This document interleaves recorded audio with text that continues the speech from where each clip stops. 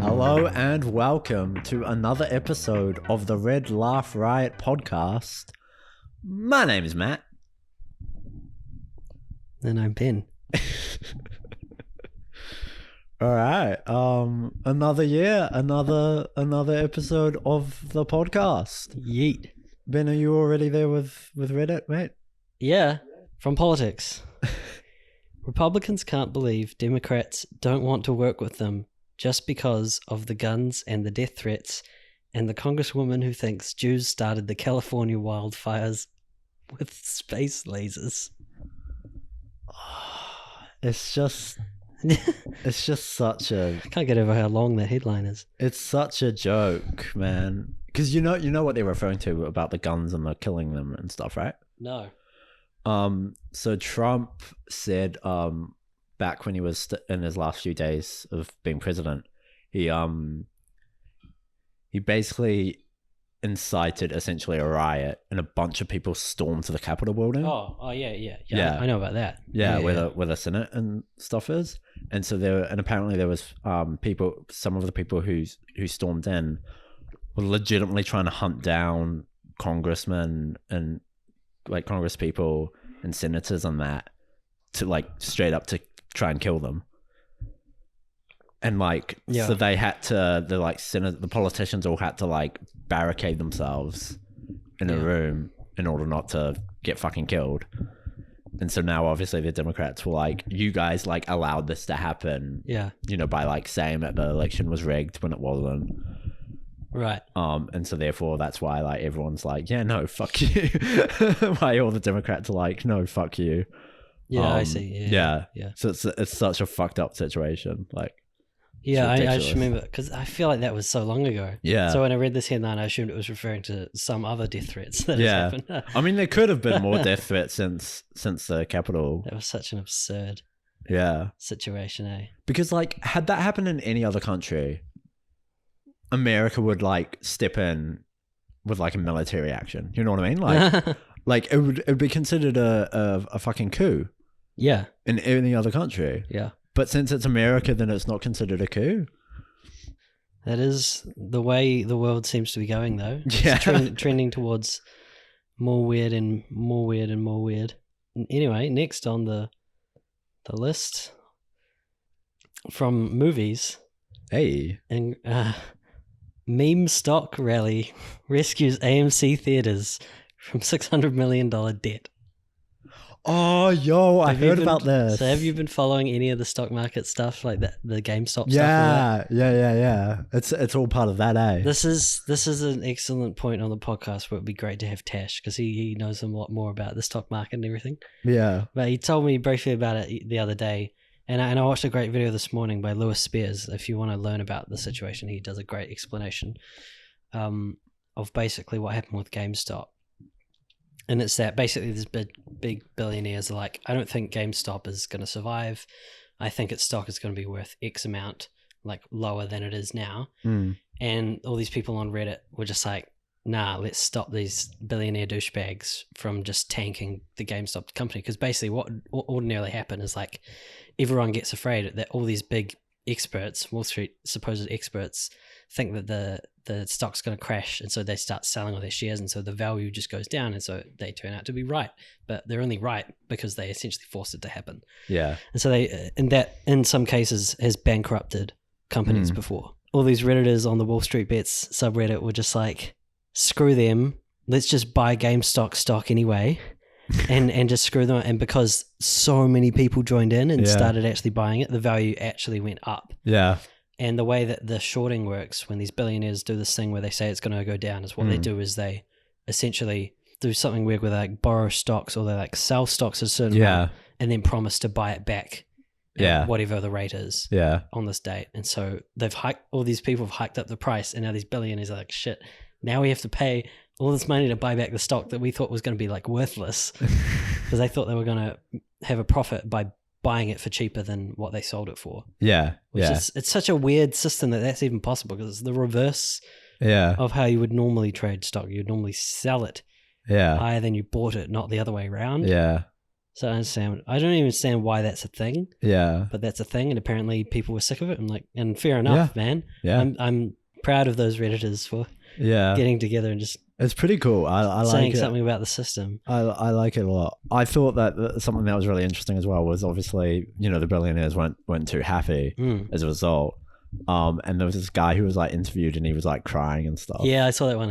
Yeah, and it was like, and someone like commented like, "Oh, billionaire cries at the idea of like your average man getting a piece of the pie sort of situation."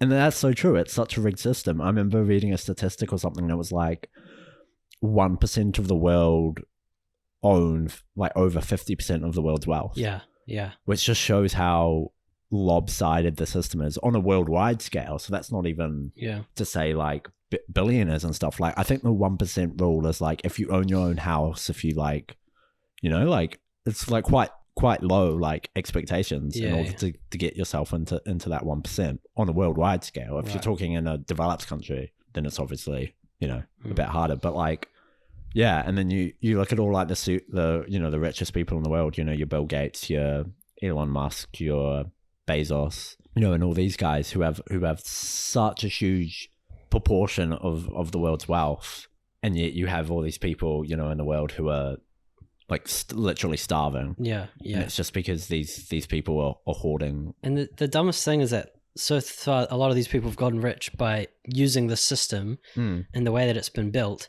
And now that people are using it against them, they're like arguing against it and saying, "Oh, I guess we should change the way the stock market works now because now we're losing money from it." And it's just like, no, if this is how it's designed and that's how you've been making money for years, why can't it, play out the same way on the other side? Like, it's like undoubtedly things are probably going to change, and there's probably going to be changes in the way that it works. That's always going to be beneficial to the richer people. Yeah, well, it's because it's how it works. It's because they do have the power to enact political change, especially in the States. With the way that it's set up and lobbying, has such a huge interest. You look at the donations of, certain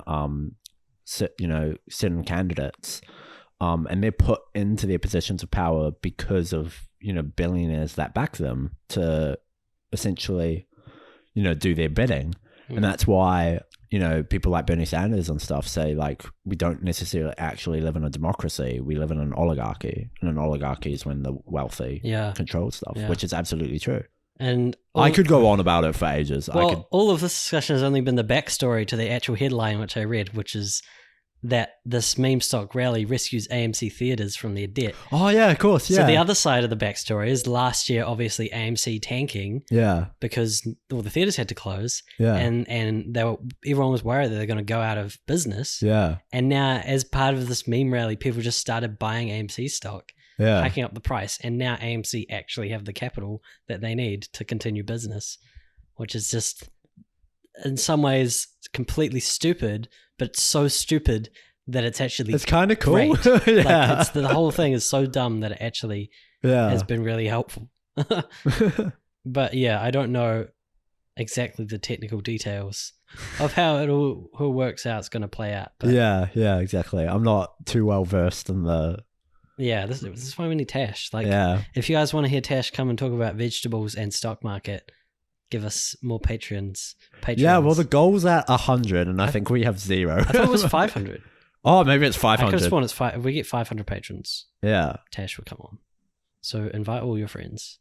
Someone says, that was the plan all along, ensuring that you can see Dune in an actual theater while making a few bucks along the way. Someone commenting, they should re-release The Big Short. Yeah, bro. Exactly, because that's what that was all about was people. I mean, it was a slightly different case because they were shorting based on the fact that they thought that the housing industry was gonna collapse. And the banks were just like, when these guys went to the banks, and it's based on a true story. So when these guys came in, they were like, "Oh, you guys are complete idiots. Yeah, of course we'll take your fucking money." Yeah, right? Because it's like, you know what I mean? It's like a bet that like. It's like betting that like this. I bet that the sun won't come up tomorrow. Yeah, you know what I mean. Yeah. You're gonna be like, hell yeah, I'll take you $100. You know what I mean? And then it fucking happens, and then you're like, shit. Yeah, exactly. And then you owe me like $1 million or something. Yeah. Yeah. I really need to rewatch that film. That would be a great idea. Yeah. You should do that. Although they don't have any theaters in New Zealand, so. Yeah. Anyway, going from all the craziness of the world, let's have something from uplifting news. Man leaves 2 million euros to French village that hid his family from Nazis. Oh, I love that. That's pretty cool. That's dope. I think that's an interesting thing though, is because it's like you have to remember that like it was the danger for people to hide people from Nazis was like, you know what I mean? The consequences were basically you would get fucking killed, right? Yeah. And so like it's an interesting thing because like, you know, today you know, you look back on it and you go like, of course the Nazis were bad, you know, yada yada. You'd think that you'd stand up to them, but it's only when you're put into that situation that you know what you'd actually do. Yeah, people never actually do exactly what they say, what they practice, what they preach type thing. Eh? Yeah, exactly. When it comes down to it. Yeah. So the people who have done that successfully, hats off. Yeah, are like complete badasses, to be honest. Like, of being like, no, this is like fundamentally wrong. Like, I'm not gonna, you know, I'm not gonna stand for this. Like it's sometimes I think about how ridiculously unbelievable it is that the world wars happened. Yeah. Like, the fact that we live in that world, that wasn't just a movie. Like, yeah. That like shit it's actual reality. Like it happens. It's just like freaks me out. It's like that could happen again in our world. Like everyone says, "Oh, 2020 is the worst year ever." Blah blah blah. I'm like, is it? Nah. You get to like sit at home and watch movies all day. Yeah. You know, when the world was like a shithole, so what, 70 years ago or whatever. Yeah. Can I do math? That's pretty good math, actually. Yeah. You couldn't sit at home and watch movies. You could literally not do anything. You could hide from Germans. Yeah. Or you could fight in the war and probably get killed. Yeah. And if not that, have a really, really horrible experience. Yeah. Like get fucking PTSD, come back with PTSD. And like living in like sewage basically. Oh yeah. Yeah. Like, ugh. Especially the difference obviously between, you know, obviously that, you know, if you go back to World War One, like the conditions there were horrendous. I'm not too knowledgeable about the conditions with World War Two, but World War Two was like the worst war humanity's ever had, like casualty wise. Like I can't remember the statistics, but the statistics are, you know, horrible.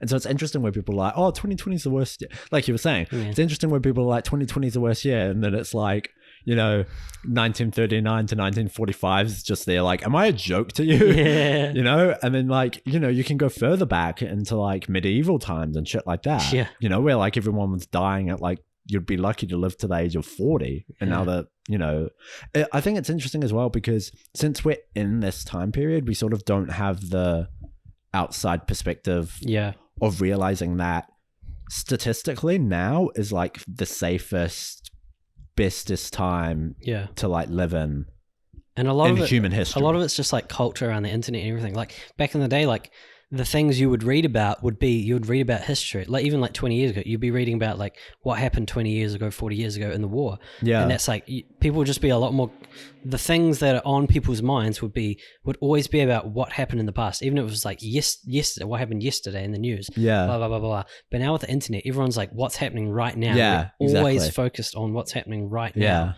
And we kind of just forget about the past. Like I was saying about the Capitol riots, like it felt like that was so long ago. Yeah. But it was only a few weeks, right? A couple weeks ago, right? But like, it feels like I've forgotten that it happened. Yeah. Like now I'm just focused on this GameStop thing, you know? It's the news cycle is like a completely different thing. It's just changed everything. Well, I think as well is because it's a case of everyone wants to be first. Yeah. Right? Yeah. And it's the demands for clicks, right? So it's the demands for clicks, and it's how any, you know, you name any social media platform in the world, and they're built off of outrage, right? Because outrage gets clicks. Yeah. So, you know, the worse the news story is, and I think that's as well as, you know, why we see worse, you know, bad shit happening in the news way more than we see good shit happening in the news, is because it gets clicks, right? Yeah, yeah. You know, people want to know about, you know, how many people died in an earthquake or something versus like, you know, some guy who like saved some kid's life or something, you know what I mean? Yeah. And so it's like, you know, it's the whole thing of like the vast majority of people in the world are like actually like good, you know what I mean, and are nice, and you know, and it's easy to forget that, and want to do good things, you know, and aren't out to like, you know, like murder and pillage and, you know, fuck everyone over. And I think we forget that in all the noise of shittiness. Well, yeah. Speaking of shittiness, though. Yeah. Speaking of shittiness, our top 5 segment this week is top 5 worst movies. So we're gonna rant about movies that we thought were shite. Let's just jump straight into it. My number 5 is the movie Cats. What a piece of shit that film was.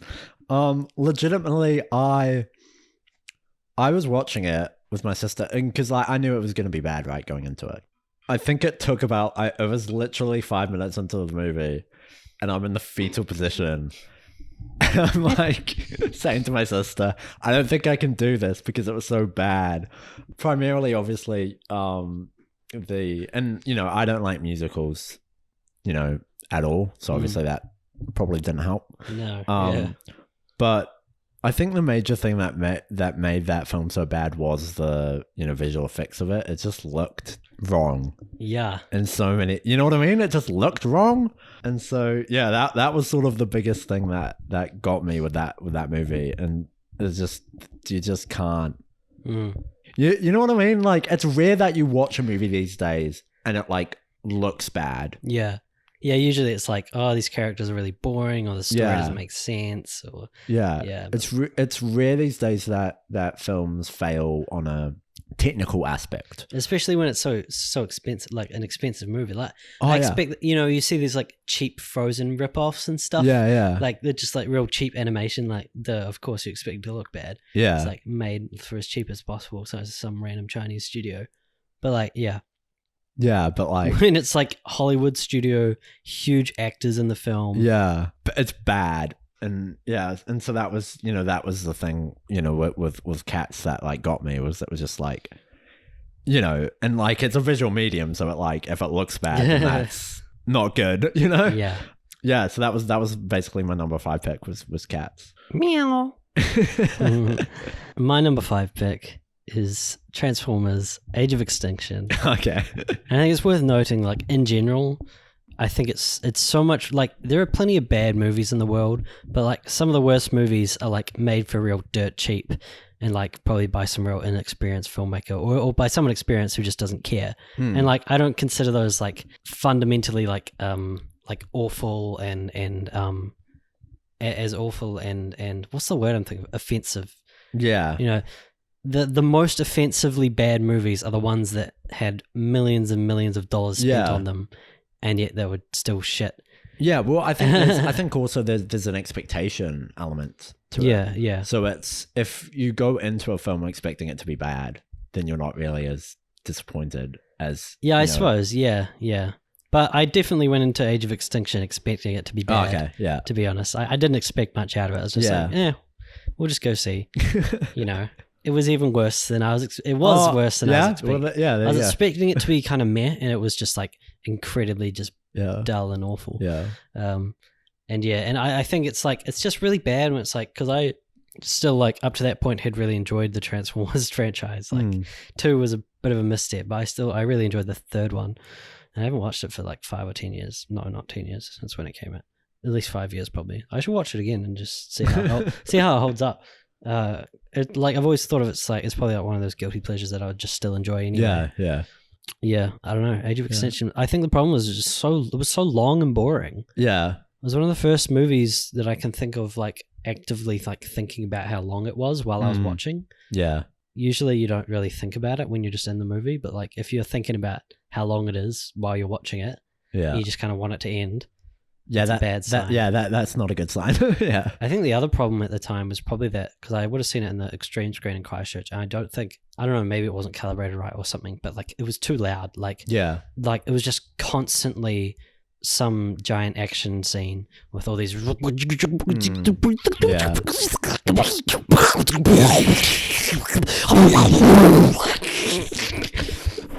spat a little bit on the mic. My apologies.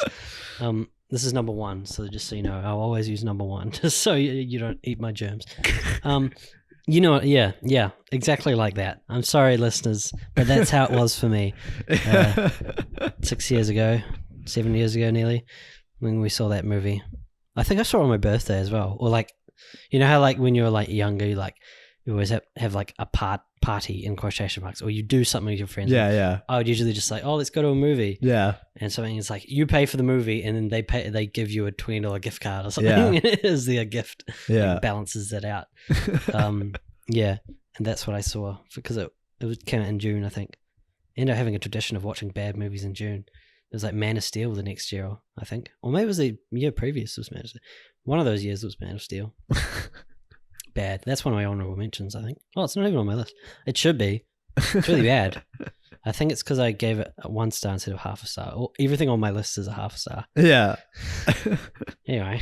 All right. So my next one is Death of a Salesman, which was basically an adaptation of a play. And the reason why we were watching it is because my sister had to study it for high school. So we were like, so my family was like, we'll watch it with you, you know? Yeah.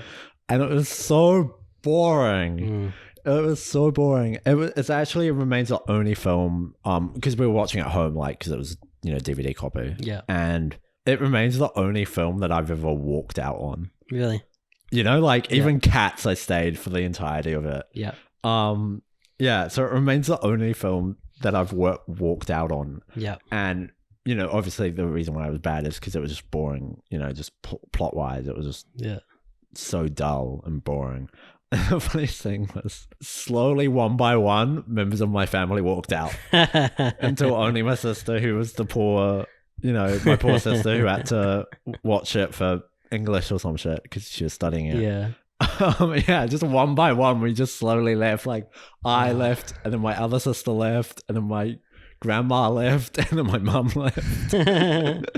I'm surprised I didn't watch it in class. When I did movie studies in English, we would watch the movie in class. Yeah. In 40, 50-minute chunks. Yeah. I mean, I think she did, but Mal was always a overachiever, so she probably was rewatching it to taking notes. Taking notes and stuff. While I was always I'll watch this once and then never again. Unless it's a good movie. I did Truman Show in my year 12 class. Yeah. I've watched that since. So actually, I think I'd seen it before we studied it. Yeah, I did. I studied Apocalypse Now for English. Oh, really? Yeah. Wow. We would never watch something that violent in my high school. Yeah. Yeah, that's cool. Yeah, no, so that's my number 4 pick. The only movie I've ever walked out on. Nice. So I think it deserves a spot. My number 4 pick is, from what I recall, the first time I've ever watched a movie and actively thought that wasn't good. Okay. And it's G-Force, which is a film about some bio-enhanced guinea pigs or something that are spies. Yeah.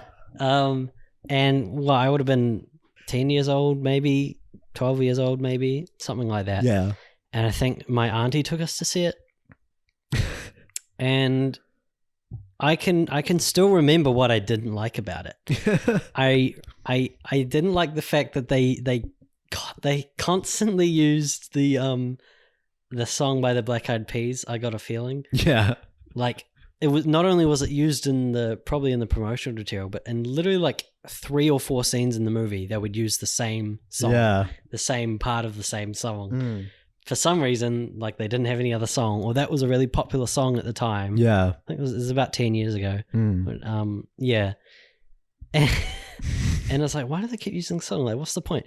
And then at the end, I think it was just one of those dumb moments where the hero reaches out to the villain and is like, "You don't have to be a bad guy," and he's like, "Oh, maybe I don't," and so he becomes a good guy, and it's just of course, that's how the movie is. It's such a boring and lazy way to end the movie. Yeah, yeah. I don't remember much else about the movie. Yeah, I remember the main guy thought that he thought he was special or something, he was genetically engineered, and then it was revealed that the guy just bought them at a guinea pig store and gave them some special tech that made them spies and could make them be able to talk. And that was some big moment when he was like, I'm not genetically engineered. Am I not special? And he's like, no, you are special because I chose you and I gave you this stuff. Yeah. You know? Yeah. It's not an animated movie, by the way. It's like live action with like these, you know, obviously animated. The guinea pigs themselves are like CGI. Yeah. But like, yeah, in this live action. I can't imagine filming that movie Yeah. and like just filming these shots where the guinea pigs are just walking down the street and it's just an empty frame. Like, I don't know if that'd be more boring than having actual like stand-in guinea pigs or something. Yeah. I don't know how they do that. Like, I don't know how someone can enjoy making a movie like that. I don't know. Yeah, I mean, I think at that point it's not really about enjoyment. It's just like I got a job Getting paid. I got a job for 6 months. Yeah, I don't know who directed that. I want to look that up. Well, while you do that, I'll intro my number 3 pick, which was Reign of the Children, which I think Ben might remember, because we watched it while we were at South Seas. What? It was a documentary. It was so boring. What is it about? I don't even remember what it was about, honestly. I think Sam Neill was in it. Is it the one that's a documentary about the documentary maker? Yeah, I think so. Maybe I do remember that. But yeah, it was so boring. It was like, yeah, like a documentary like about a documentary or something. Let me just double check. But what was, and it, like I said, it was so boring, and it was just a complete. Oh, Vincent Ward was the guy in it. Right. Oh, who directed G-Force? A guy called. I don't know. A guy called Hoyt Yeatman. Hoyt Yeatman. Which, I'm sorry for laughing at your name. It sounds hilarious. Because is that a real name? Because of the word yeet. It's spelled Y-E-A-T. Yeah. That he's only directed that film. No surprise that he didn't get another job after that. But he's been a visual effects artist on a few films like The Abyss, The Fly, Armageddon.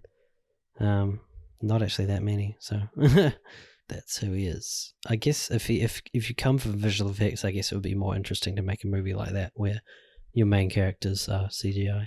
Yeah. But yeah, I'm just looking at like the poster. It just looks even worse than I remember. It looks awful. Their faces, the guinea pigs' faces, look even more fake than I remember. Yeah. Oh god. Yeah. Awful. Awful. Get that out of my face.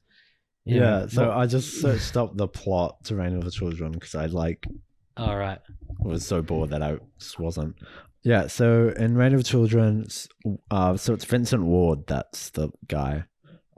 Further explores the subject of his earlier film, In Spring One Plants Alone, when, as a young film student, he traveled to the Uruwiras and documented the lives of an elderly Maori woman and her schizophrenic son. Yeah, I do remember that. Yeah. I don't remember it being that boring. I was so bored in that movie. Your review says you fell asleep. Yeah, that I legitimately fell asleep in it, and pretty sure I wasn't the only one in that theater to fall asleep. A bunch of us all fell asleep because we were that bored. Wow. It probably didn't help that we were in that, crowded theater, lecture theater. Yeah. And when it got hot in there, yeah, it was a mess of it being too hot, a boring film on in the dark. Yeah. You're just asking for people to fall asleep. I remember being I think I was the first person to we had to do an assignment on that. Yeah. I think I was the first person to hand in my assignment. And our like the head of the school was like real proud that I don't think he mentioned me by name, but he like at the front of the lecture theater, he's like, we've had one person hand it in. Yeah. That person's going straight into the department or whatever. I'm like, yeah. I don't think he said that exactly, but like you tell, like, yeah, I don't know. And I don't know why I feel like I wrote quite a lot about it. Like we had to answer all these questions. I was like, I remember like describing how they used audio panning in one of the scenes. There's like a scene recreation of like someone shooting someone or shooting at something in like the forest, and like the bullets like whiz past you from left to right or whatever, and you know, audio is panned. I was like describing that effect and stuff like that. Yeah, so I went into great detail, and I can't imagine writing and doing that anything again. I think it's because like so early in the year. Yeah, like it was literally in like the first week or two of film school. So like I was like real into like getting all the assignments done and stuff, and then. Actually, now that I said it, I wrote a lot in my production reports in the later after the year as well. I was a big writer. So maybe I never changed. It's my turn. Yeah, what's your number 2? I just gotta sit up. Like I can tell that my voice changes like when I look at the waveforms. Like if I'm sitting back like that, you can tell that my voice is like coming out like this. It's kind of like a bit nasally and stuff. And then I like sit up. I can feel my voice coming more out of my stomach, and I can see on the waveforms. Yeah, my voice looks like more pronounced, like more clear. So I'm like trying to speak more like that.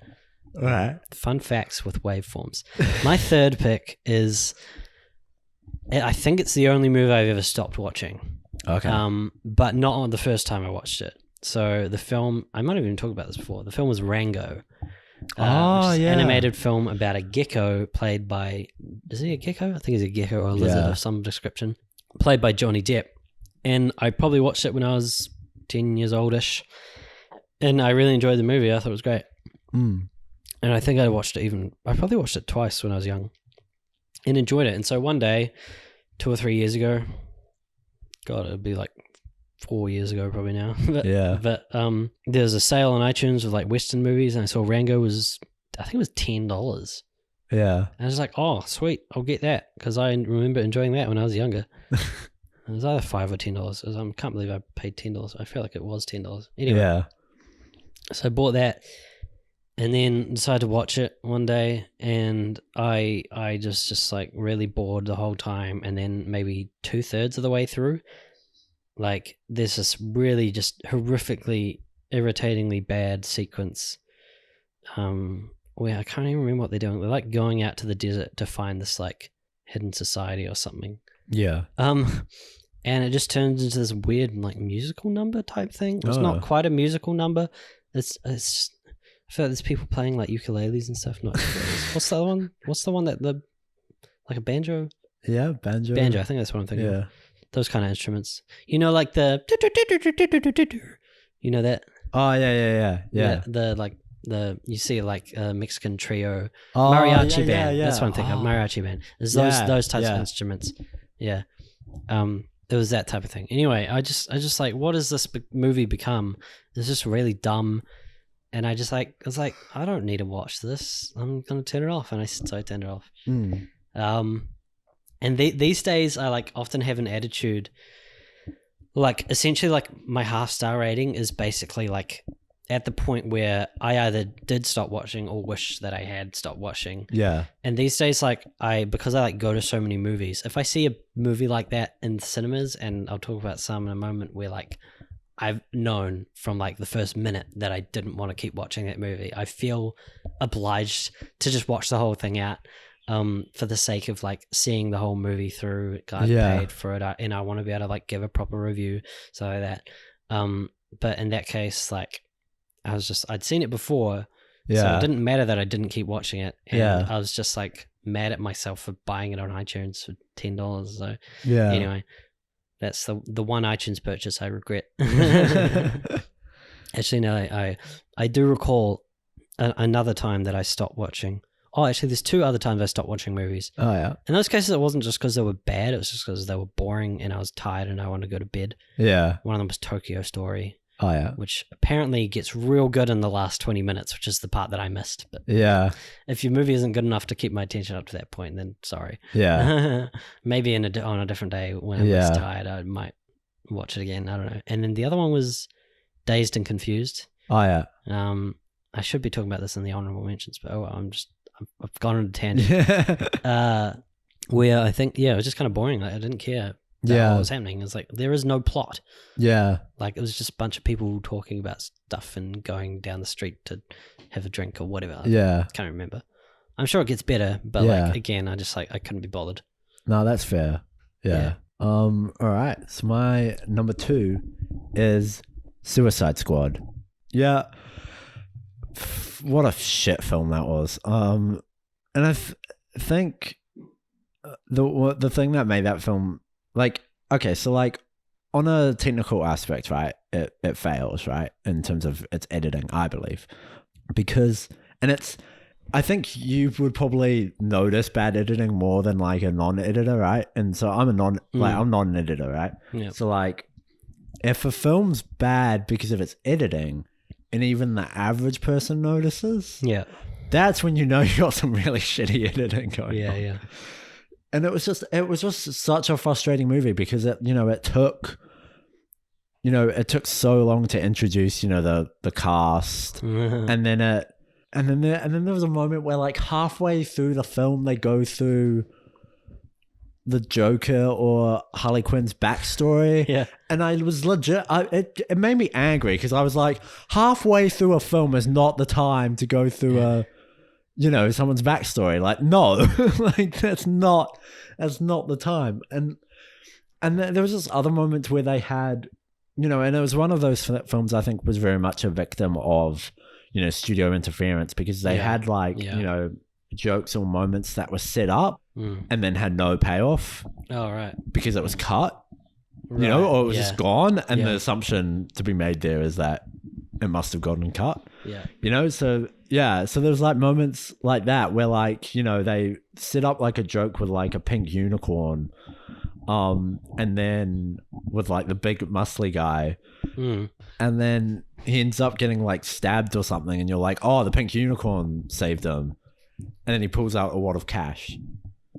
And it's just like, like, what the fuck are you doing, basically? Like what was that joke meant to be? Yeah. And so it just failed on that aspect, especially with the editing, in regards to the editing. Yeah, I felt like the whole movie was like clearly they'd had like a lot of reshoots and totally tried to restructure and change what the feel of the movie was. Yeah. Mostly based on the reception of the Guardians of the Galaxy. Yeah. You could tell like the first trailer for that movie looked real cool. It was like this really dark, kind of almost horror kind of vibe to it.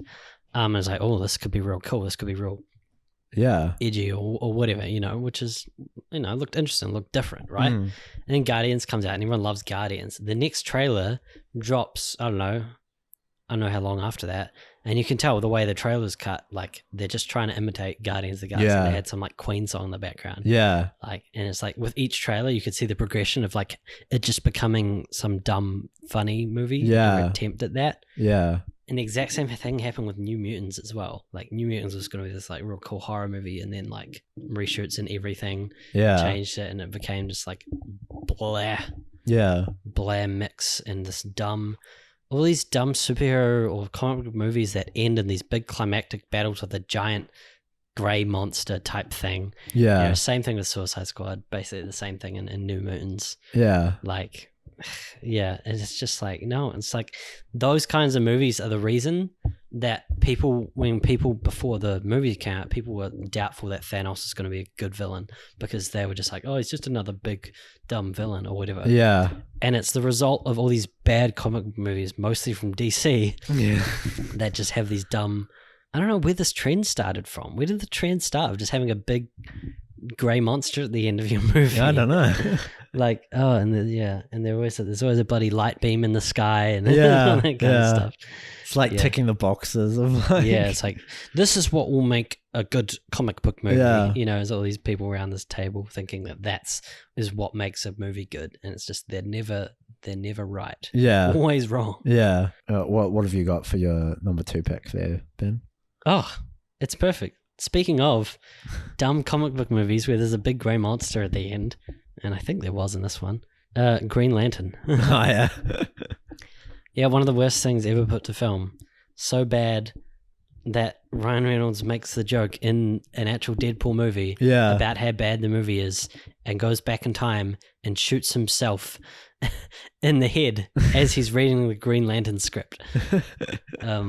So that in that universe, the Green Lantern movies don't exist. And you know what? I wish I could be part of that universe because what a waste of time this thing was. Yeah. And I can't even remember. The villain was like basically another one of these dumb. I feel like he turned into some giant floating head in the sky at the end. I could be misremembering that.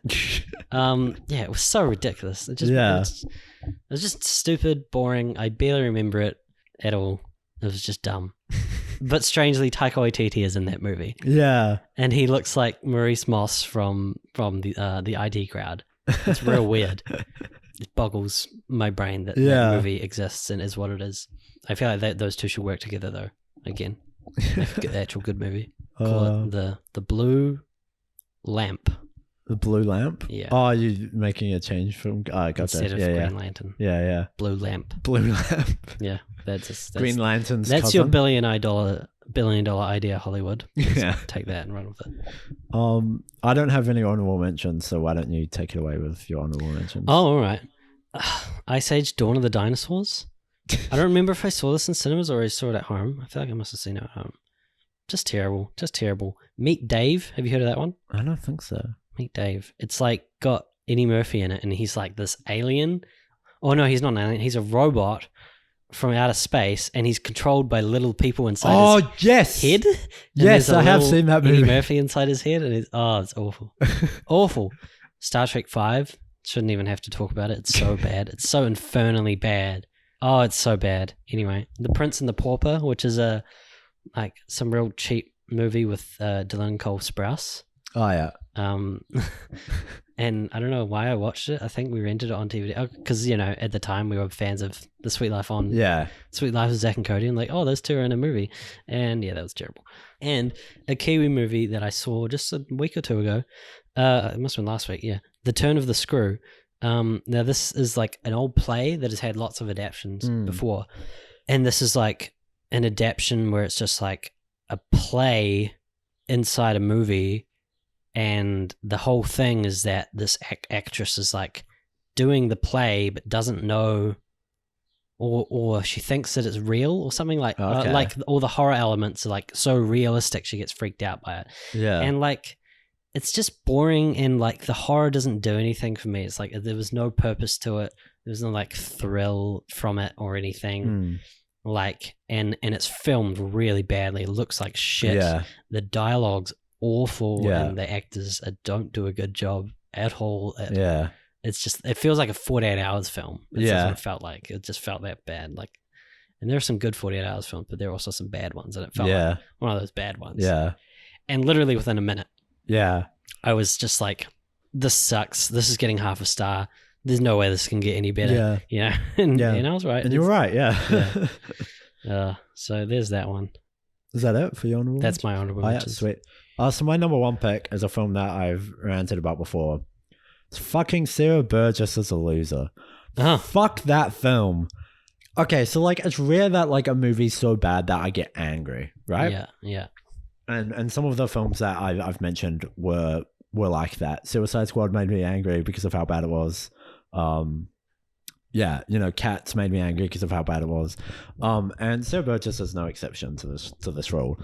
Okay, so firstly, right, and it's so unlike your Suicide Squad or other films like that, it's not bad in terms of like how it was shot or how it was edited, right? It's the writing where it fails.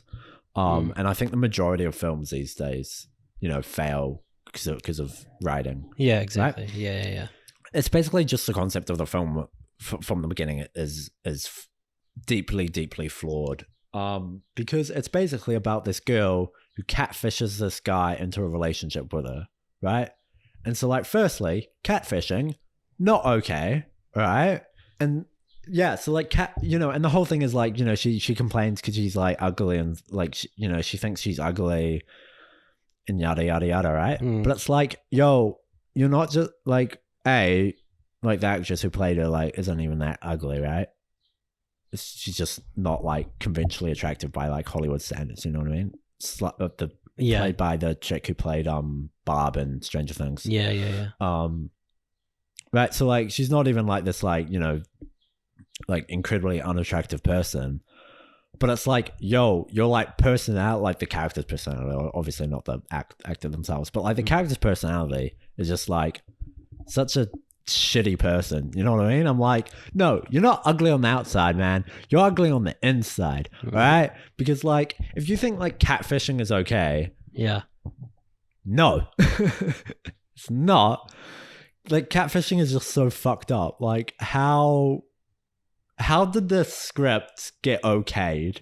You know what I mean? Like, it has catfishing in it. They have a scene where, like, the girl who he thinks he's dating gets, like, yeah, the catfisher convinces the girl who he thinks is dating, he gets, like, convinced to help the catfisher somehow. I mean, why would you do that as well? I would tell the person to fuck off. You know, so you've got that. You've got, there's a scene where, you know, he thinks he's kissing the girl that he's dating, but then they switch. They get him to close his eyes, and then they switch, and then he kisses the girl that the catfishing chick, right?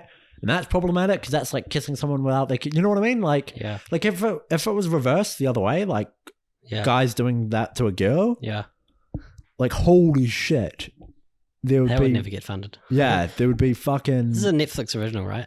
Yeah. I feel like Netflix doesn't even read the scripts.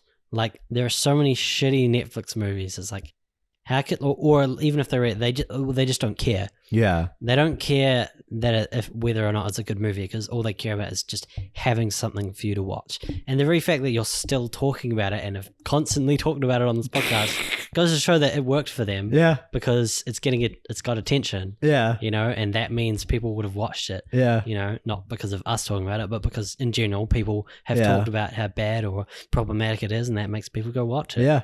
So, well, it's the whole thing of, you know, any publicity is good publicity. Absolutely. I guess. Yeah. Yeah. That's why lack of publicity is the best option. That's what we do to problematic tweeters. Yeah.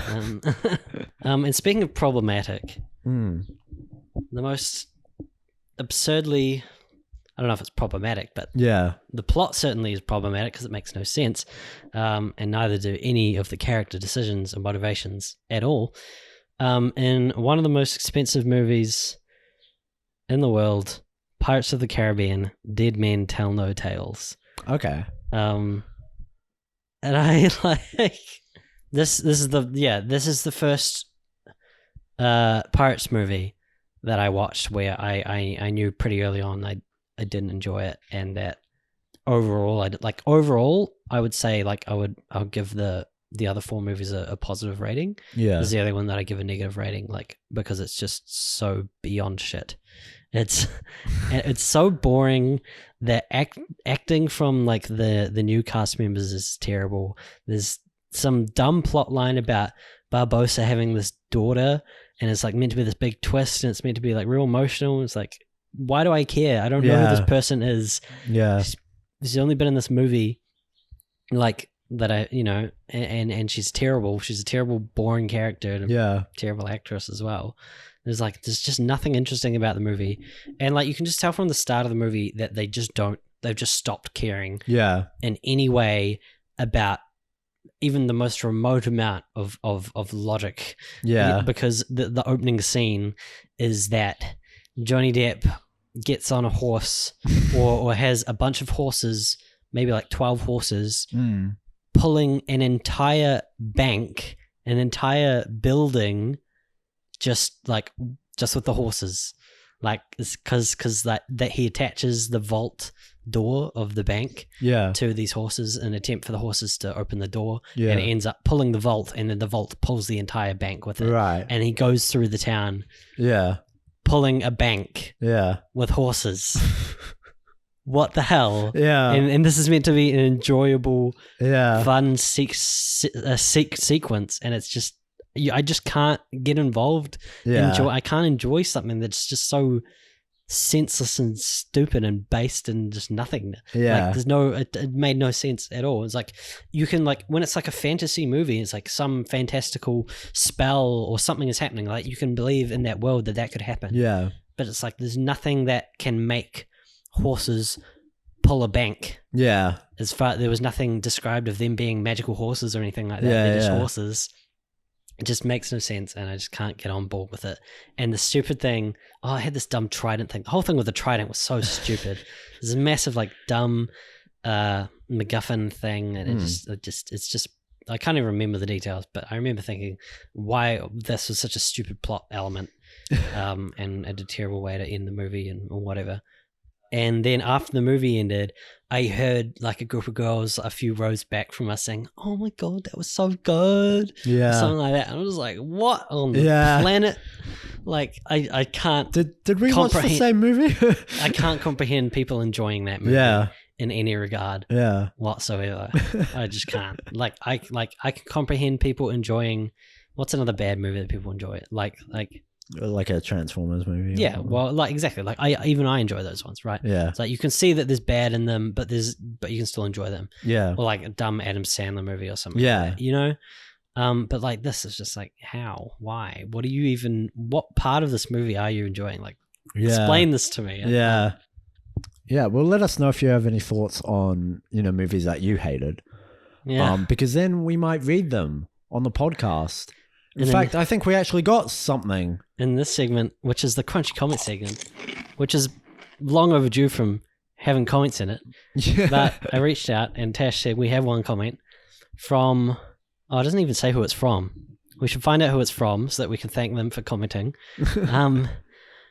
It's on the OpenLaughRiot X 2 Guys 1 Keyboard video. Hey. Do you remember the game with those little worms? Yeah. Where the commenter says, "Love this game, and Matt is surely clueless about the game." Yep.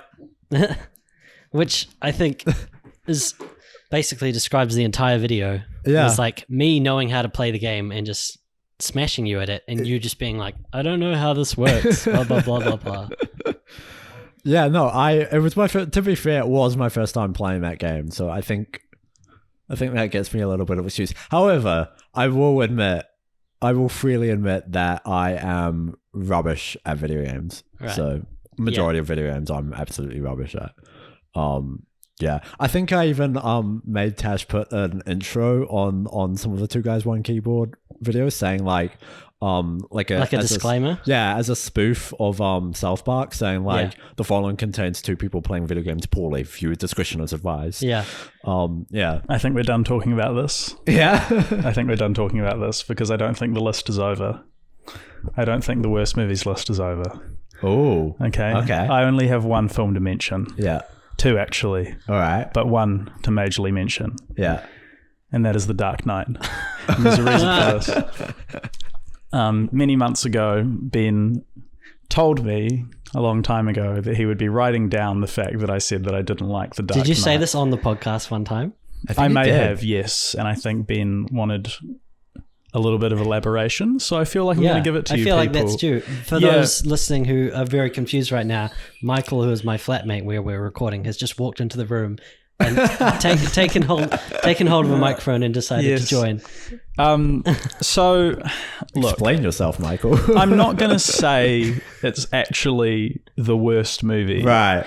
Or that it even really qualifies if I'm looking at it from simply an isolated perspective. Right. But how I feel is that The Dark Knight not only has a myriad of pacing problems, plot problems, and the like, but also set a precedent that has forever influenced and damaged the superhero movie industry at large.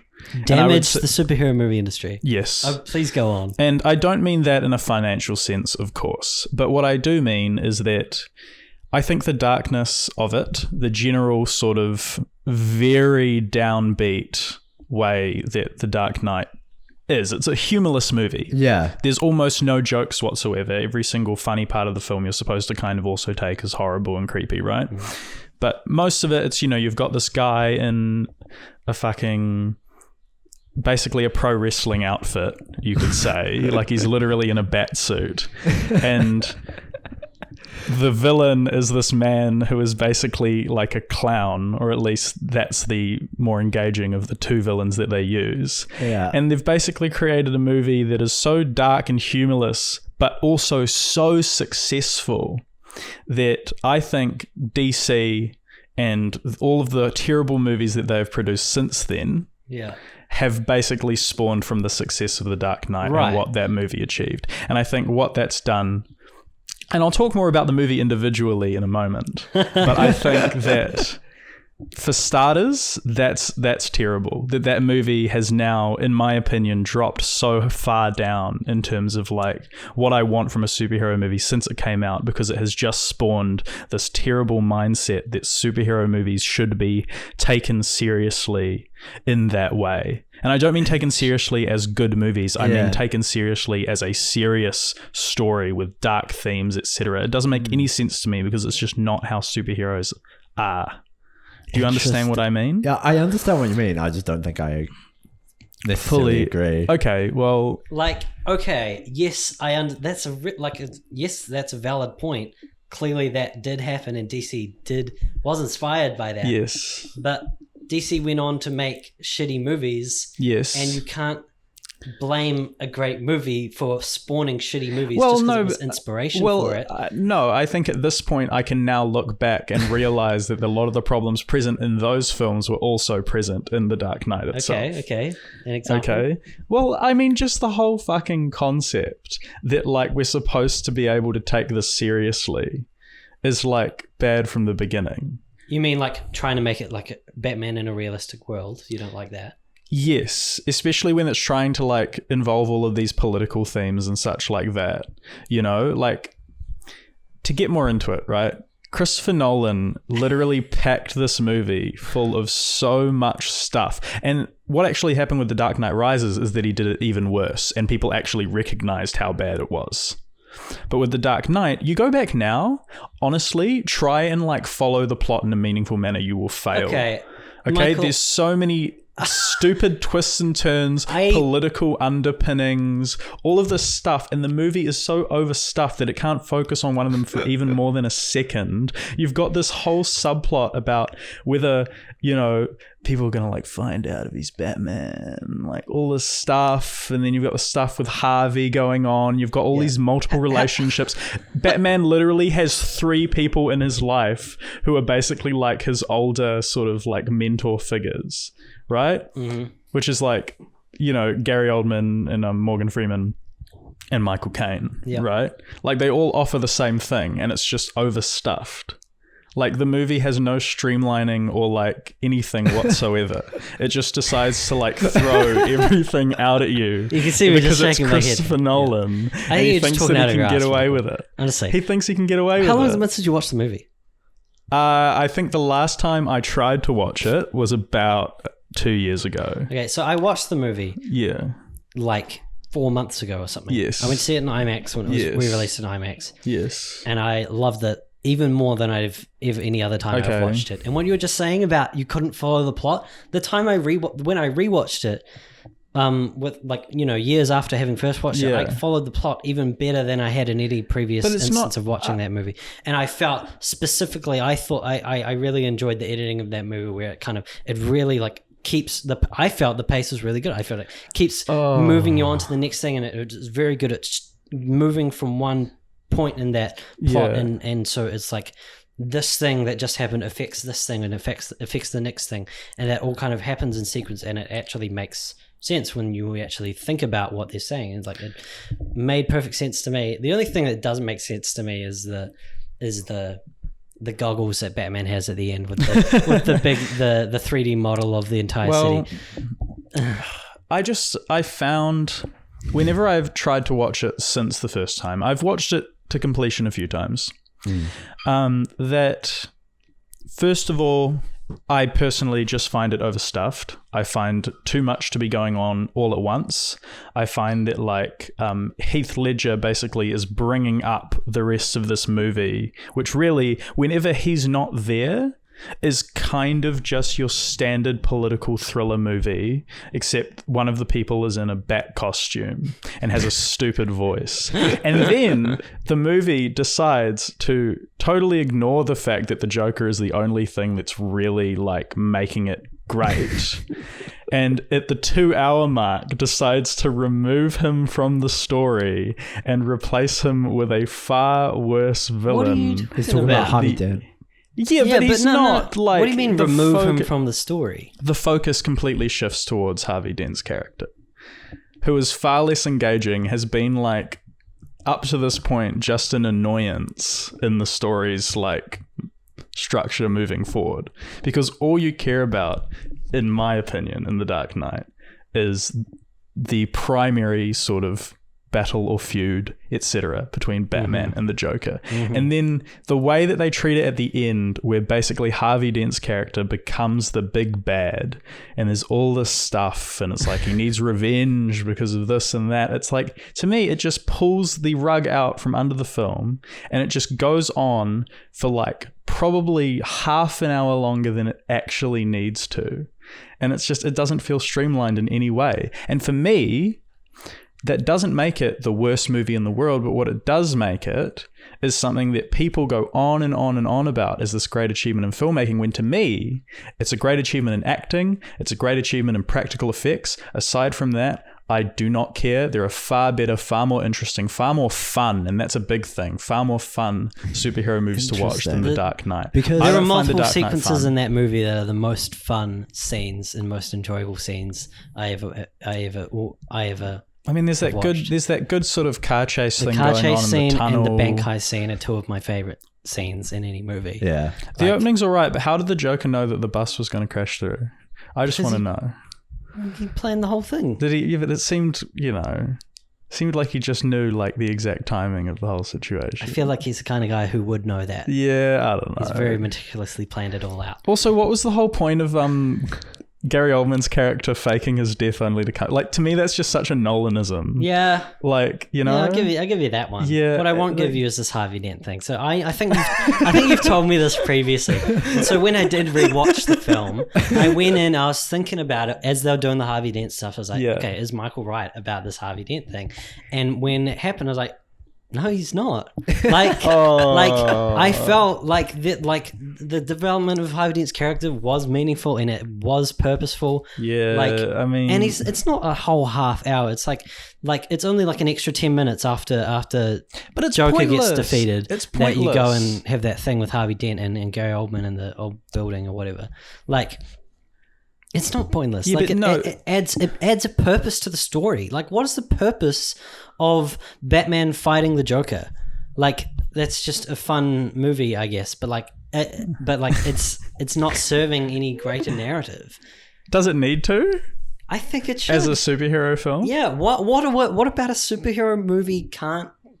It like eliminates it from being, like you're saying, a serious movie. Why can't you take superhero movies seriously? Why can't they have room for actual like deeper meanings or deeper characters than just your standard action movie? Well, I think they can. I think it's just the way that Nolan presents it is as this like extremely intellectual exercise that I don't think is that intellectual at all. I think a lot of it is just throwing stuff at the wall and seeing what sticks. And to talk about the Harvey Dent thing, I don't think it's necessarily just the ending that makes the Harvey Dent story a problem. For me, it's a bad portrayal of the character, for starters. I don't think it's a very good performance. I think that the amount of time they were actually spending in the lead up to the end, while yes, it does sort of make you go, oh, well, maybe the ending is probably going to be related to Harvey Dent because it's kind of been the subplot that's been building throughout the whole movie. But to me, it just seemed like a pointless subplot that you don't need. And I don't... it makes meaning, I guess. But I think there was enough meaning in the kind of like moral reprehensibility of the Joker and sort of him like putting these people in these situations and things like that's enough for me. That's enough. There's enough politics in that simply, you know? And like, I don't know. Like, what's your pitch for how the movie should have ended? Because I love so much how the film ends with Batman having to take the fall and like having to essentially abandon Gotham, like for the sake of this guy's legacy. Like, and I just love how it like essentially ends on Batman actually doesn't win. Like, he beats the Joker, but overall he hasn't won what the Joker did, because obviously the Joker was sort of the one manipulating the whole situation. And so in the end he still loses. And I love that ending. It's a tough one because I do like retroactively, like without The Dark Knight Rises being a thing, I would have been like, that's okay. That's a good ending. But because it's kind of rendered pointless, like by, well, actually, Batman's got to come back. He didn't come back for 8 years. Yeah, I know. It was a big deal. You know, I don't know. I don't, you know, like, I think Batman having to take the fall is fine. I just think that, like, the idea that you kind of get to the end of the story with the most compelling character and then the movie sort of continues and it just felt like slapped on. So, I don't know. I mean, I think it would have been fine for it to sort of just end with the Joker being taken in kind of thing. I think that would have been fine. And I think those are the kind of things that streamline the story more. I think that would have made it a really boring ending because, like, admittedly, the third act of that movie where it's just like, I mean, the thing on the boat is interesting, but the thing with him fighting the dogs in that building using these weird radio goggles thing, it's just like, it's kind of a boring ending sequence. And if that was the end of the movie and it's just like he beats the Joker and the Joker gets taken away, I wouldn't be satisfied. I wouldn't be like, damn, I love that movie. Damn, I enjoyed that. I'd be like, oh, yeah, Batman wins. Cool. Go home. Like, you know? Yeah. Okay, if I may. Yeah, sorry. Please. I tried to interject like twice. I felt, okay, so I've multiple thoughts, so just bear with. Firstly, I think it's interesting because for my thoughts on The Dark Knight, and I think Ben and I have already talked about it, what's interesting to me is that so in I can't remember what episode of the podcast it was, Ben and I were talking about great movies. Yes. And he said, what's a great movie? And one of the first ones that came to mind for me was The Dark Knight. The Dark Knight, yeah. And it's and so I find that interesting on a first note, right? Because I would argue that The Dark Knight is the greatest superhero film of all time. Okay. So here's my question. Yeah. What do you think is the greatest superhero film of all time? The greatest superhero film of all time. It's a very good question. It's I said there aren't many on your list. Yeah, there really aren't many on my list. I mean, like, here's the problem. I have two others that come to mind other than The Dark Knight. Well, like, I know for a fact that probably the one that always comes to mind for me is like Spider-Man 2, which is the absolute perfect way to make, and Sam Raimi's movies in general, like the third one's kind of stupid, but those first two. Is that emo? That's emo Spider-Man in 3. In 3, it's emo Spider-Man. Okay. So in 1 and 2, I think that's actually almost the perfect sort of mix of seriousness and silliness that make those movies great. Because I think, especially with Spider-Man 2, what you're kind of seeing is you're seeing a story that definitely wants you to take it more seriously, but it's streamlined, and the direction and the way that everything is done is a lot more sort of like fun and comic booky than something like The Dark Knight. Do you know what I mean? Like, and what I love about that movie is that kind of very, very like stylized way of like going about everything in that movie, you know, and they don't like shy away that some things are silly and some things are odd, but the movie still invites you to like emotively connect with the story. Whereas with, I feel like The Dark Knight, it's like they've almost taken it a step too far, and it's kind of just become a political thriller about a guy who walks around in a bat costume. Right. And like, you know, like when Spider-Man's sort of like wrecking stuff, he's mucking around and stuff. You still take him seriously as a character. It doesn't feel like those Marvel movies nowadays where it's like funny quip, you know, in the middle of like an action scene. But the way it's done is so genuine, you know? Well, I feel like with The Dark Knight, it's like I can't really give a shit about Batman because he's in a bat costume, talking in a dumb voice, being totally serious while all this stuff's going on. He's just driving in a Batmobile with like a straight face, and I'm just like, this is so lame. Like, have some fun, Chris. Have some fun, you know? And like superhero movies would be a great time for him to kind of have fun, you know, but it just felt like, especially with that film, I just wasn't having any fun. And I think he did a much better job of doing a serious film with Batman Begins than he did with The Dark Knight. Right. You know? There was a time where Batman was a fun, silly character, and I don't think those were the Tim Burton one, which was a great movie, by the way. I'm thinking of like old, like Adam West, like the old TV show. Oh yeah, like the fucking shark repellent. the silly, you know, slapstick type thing. Yeah. Well, yeah. I mean, I understand that like the essence of his character is that he's a tortured person. If that's what you're saying, like it would be dumb to make him too to make him fun. It doesn't make sense to make him a fun character because he's not a fun person. Yeah, but like you've got to balance this out with things like the Joker and things like all of these funny characters that like Batman villains have been in the past. You know, the movie itself can still be fun. Batman can be a bit serious, but like we can always kind of almost laugh at him for being so serious sometimes. I mean, you know, that's the whole fucking thing of the movie. Why so serious? Right. And that's the question I want to ask to Christopher Nolan. Why so serious, and then Christopher? I think something else that was interesting is one of your major things that you mentioned was the fact that you didn't like the fact that it inspired the other films. Yes. Right? Yes. But I would argue that that's part of what makes The Dark Knight great. Well, that it doesn't matter that it was, and I will agree, obviously it spawned shitty films, right? Yeah. But that's the mark of a good film. Is the poor imitators that follow it. Yeah. Yes.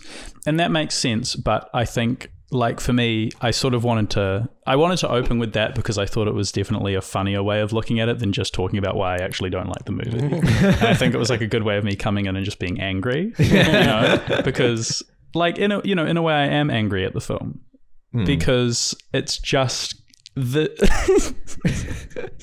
a few reasons, but like the way that it has inspired this horde of like people and movie fans to sort of come together about this film. And I feel like it's totally changed the culture around superhero movies in a way that's kind of just annoying. Like at this point, if I ever talk to somebody and I'm like, what's your favorite movie? And they're like, it's The Dark Knight. I'm like, okay, can you please give me a different answer? So like, I'm angry at it for that reason. I'm angry at it for the fact that it seems to have created these sort of people who, because they love The Dark Knight so much and because they've finally got an opportunity to go, here's a great comic book movie that everyone likes. Yeah. You know, maybe it's fashioned like a sort of superiority and then allows those people to go forward and go, yeah, I want the Snyder Cut. And it's like, shut up. You know? Yeah, I don't understand those people. Yeah. So I think it's just like, for me, it's just, I don't know. Maybe it's just my pretentious brain talking, but probably. Yeah. I just think the way that it's kind of impacted like the culture. You're essentially just saying it's overrated, which I mean, tend to agree with. I guess that is what I'm saying. Yeah. But I still think it's an excellent movie, but it's not like in Yeah. the top 10 movies of all time like IMDb thinks it is. yeah, You know? no. Like- I think it's, what is it, number 4 or something? It's pretty high. Yeah. Yeah. It's ridiculous. Anyway, I think that's all I have to say about it. Yeah, that was really interesting because like basically everything that you brought up, I like could see where you were coming from, but Okay. I just had the complete why you hated the film was essentially why I liked it.